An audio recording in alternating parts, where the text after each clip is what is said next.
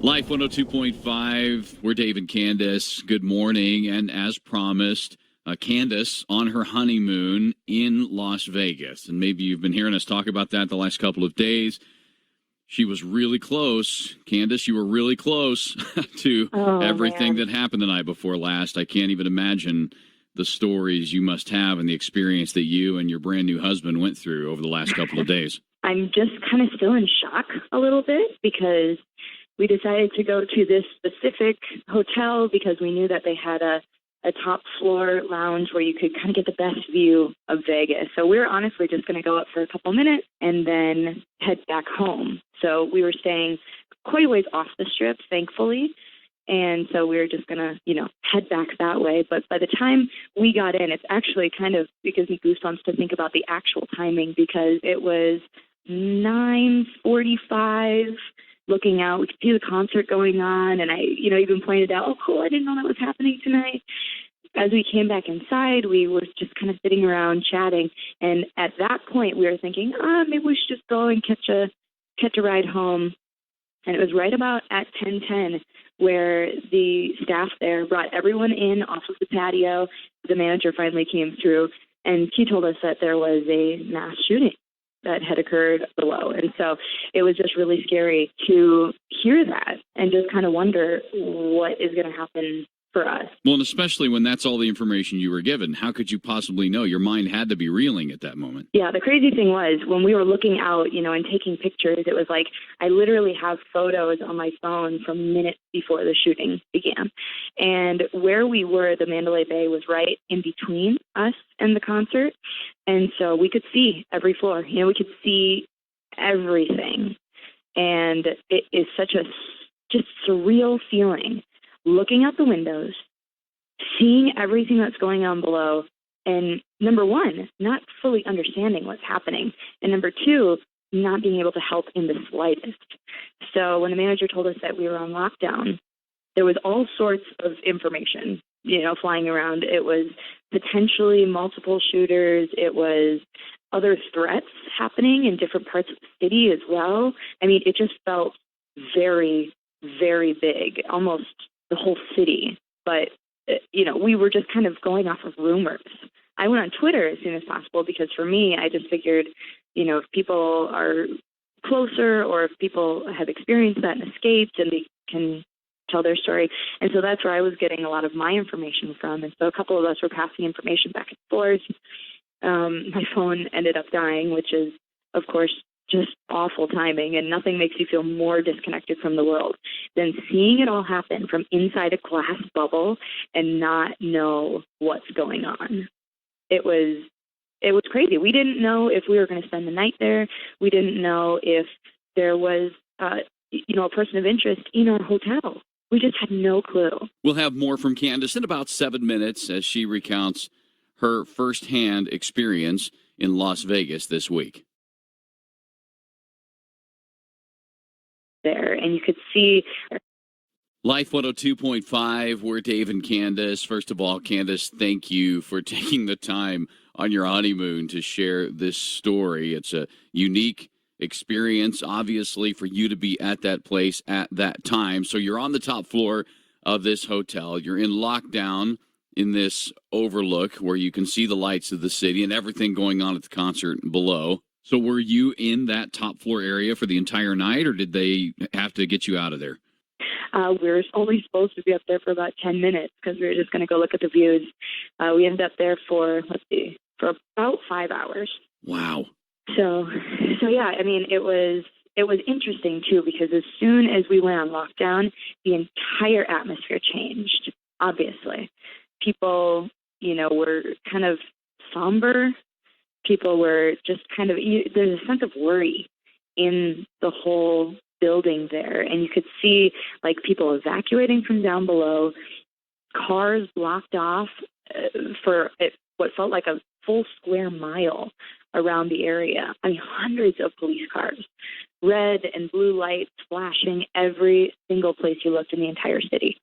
Eventually, we all had to gather in a certain part of the top floor. We were waiting because we were literally the last floor evacuated in all of Las Vegas. Wow.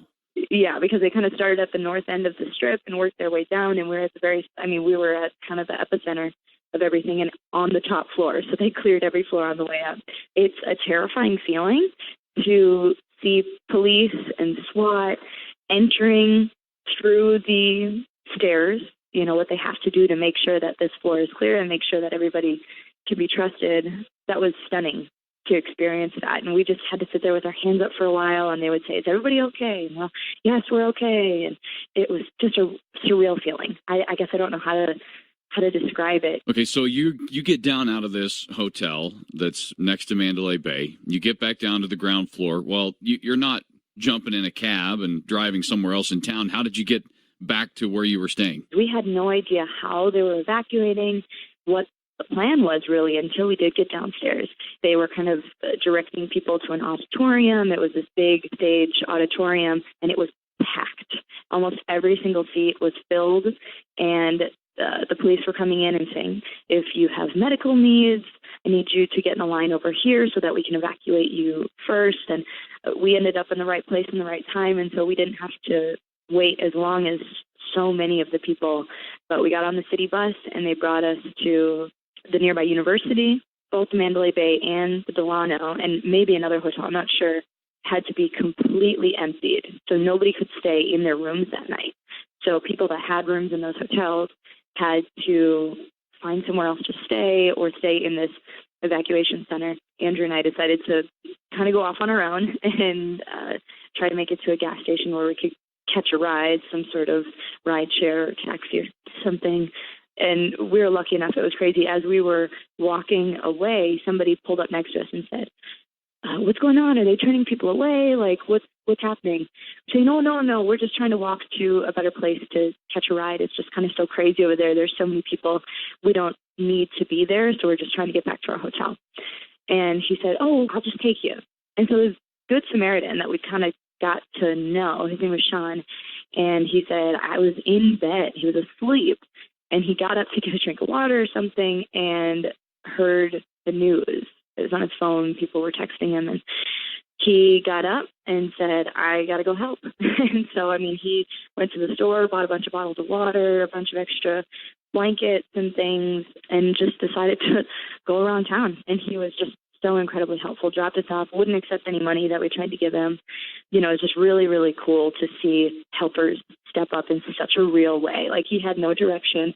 Nobody asked him to do that. Nobody was, put out a call for action saying, "Hey, if you have a car, we need your help." It was just, he felt the need to do something, and so he did. I think it says a lot about the Las Vegas community, and you said that in your blog post at life1025.com, how Las Vegas showed up for the tourists, for people that weren't really even a part of their neighborhood, to help them in their time of need.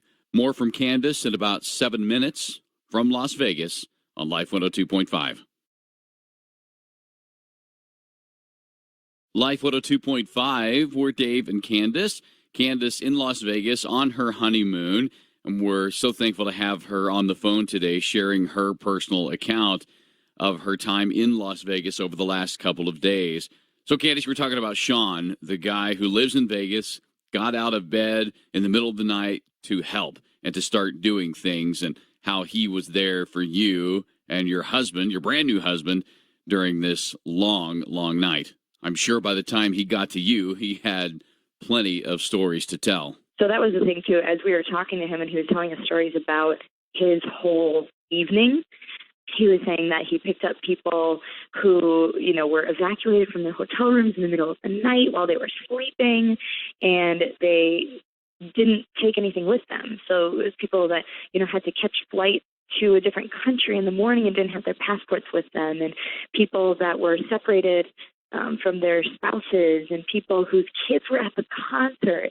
They still were separated from them because of the way that the evacuation occurred. And my heart just broke for people that were searching for their loved ones. Andrew and I have never felt more blessed. It was obviously scary that we were there. It's kind of such a strange turn of events, but we were so blessed to be safe and to have each other and not have to worry, because I just can't imagine the sinking feeling in a parent's gut or in a spouse's gut that was happening during this awful time. Well, thank you for taking the time, Candice. We're glad you're safe, too. I got to be perfectly honest. We were all a little shaken up around here, too. Yeah, I woke up this morning with 30 text messages on my phone and, a million Facebook notifications just from people checking in, which is so, so amazing. And like I said, we are so blessed not only to be safe and to be in the position that we're in, but to have so many people that care about us, because that just spoke volumes. It's still shocking, and I'm just still trying to, I'm kind of learning even a lot of what actually happened right now. I'm learning about it in the news just like everybody else. Well, Candice, get home safe and come back and do the show with me in here where it's nice and safe. Okay. All right? All right. Sounds good. Candice's story will be available to you on our website, life1025.com. You can read her blog there. We'll also put this phone call there, too, so you can hear her firsthand account of her time over the last couple of days in Las Vegas. That's life1025.com.